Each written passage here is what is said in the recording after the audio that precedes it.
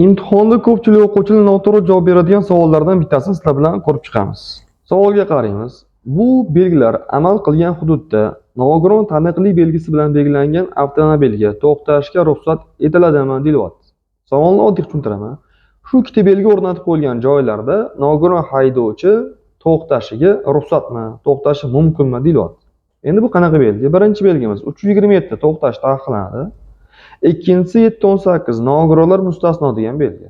Ko'pchilik ko'rgan paytida o'ylaydiki, nogiron haydovchiga bu belgi qo'shimcha belgi nimadir taqiqlayapti deb o'ylash mumkin, lekin unaqa emas. Mustasno 718 nogironlar mustasno degan belgi, mustasno deganimiz ana shu qo'yilgan taqiqlovchi belgi nogiron haydovchilarga ta'sir qilmasligini bildiradi. Ular bundan mustasno degani. Sog'lom haydovchilar bu belgi qo'yilgan joyda to'xtasa qoida buzadi. Nogiron haydovchilarga bo'lsa ruxsat berilishini bildirar ekan.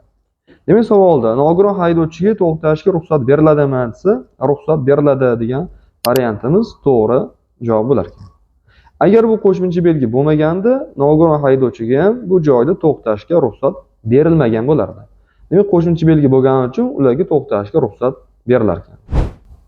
Bu videoning imtihon topshirmoqchi bo'lgan tanishlaringizga yuborib qo'ying.